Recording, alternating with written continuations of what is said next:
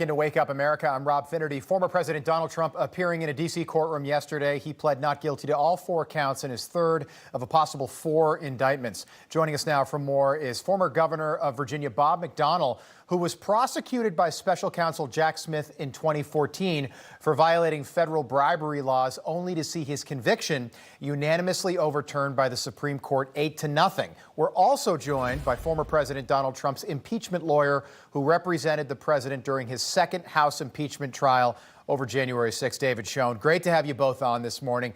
Governor, we'll start with you. You've got a long history with Jack Smith. He went after you. Now he's going after Donald Trump. Chief Justice John Roberts writing, "There is no doubt this case is distasteful. It may be worse than that, but our concern is not with tawdry tales of Ferraris, Rolexes, and ball gowns. It is instead with the broader legal implications of the governor's boundless interpretation of the federal bribery statute." So basically, you say that Jack Smith would rather prosecute based on winning a case, not based on actually having facts to prosecute that case. Take us through what happened to you, Governor. Well, the facts in my case were I set up meetings that I didn't attend for Virginia's the business CEO, said very favorable things about his company, which I did for hundreds of companies, and they parlayed that into a federal offense. And of course, you read it out right, Rob, after 3.5 years and $28 million in legal fees, unanimously vindicated by the United States Supreme Court. The thing in that case is Jack Smith was head of the public integrity section, Rob, during that time, so he would have had to approve the case. We went to the Deputy Attorney General of the United States, to the top law firms in the world, and laid out in almost a 40-page brief why they had the law wrong and why there was absolutely no crime here, no offense. And yet Mr. Smith pulled the trigger, and we had the 5 White House counsel for the last 5 presidents, 83 former state attorneys general, all writing briefs, and many others saying that this is not right. It criminalizes ordinary conduct, and yet he went forward. So I think he's overzealous. I think he would rather win than get the law right. And he was, again, unanimously rebuked in my case. And I see a little bit more of that overzealousness now, particularly in these new 4 allegations in the January 6th matter, Rob. Yeah. And part of the calculus might have been to take you out of the game. There were rumors that you were thinking about getting into the presidential game back at that time. Jack Smith did it again.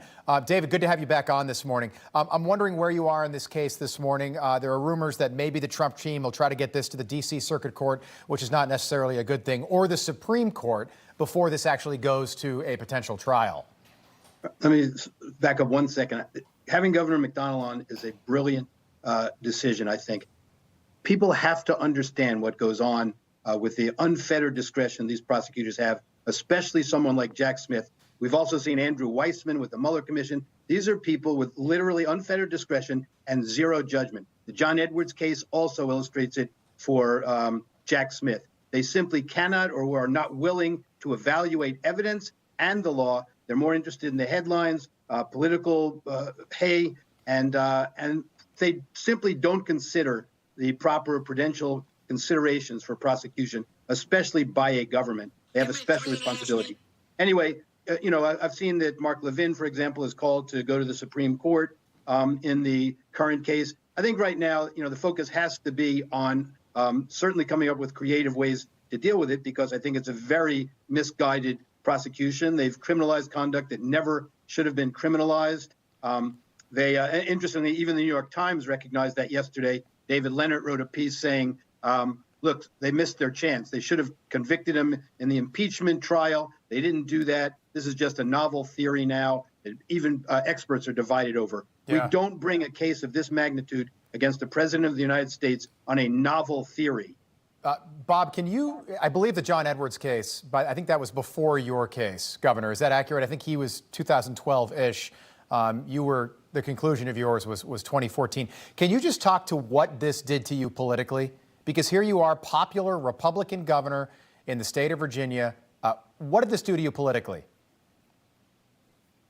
Well, obviously, it was crushing to me, my family, my state, my cabinet, and the Commonwealth. And of course, I spent the next 3.5 years defending myself in court. I believed in all my heart that I was going to win, and God's blessing in my life during that time was amazing. But that was really the end of my formal political career. I still teach and practice law and do a lot of other things, but with regard to being an active political candidate, which I might have been in the future, that was the end of it. And I can't ascribe those motives to Smith. He's gone after people in a bipartisan manner, both Bob Menendez and John Edwards. I think it's in these high-profile cases, his judgment is so bad, and he has boundless interpretations to the law and novel theories, as you just heard. That's his problem. It's a lack of judgment.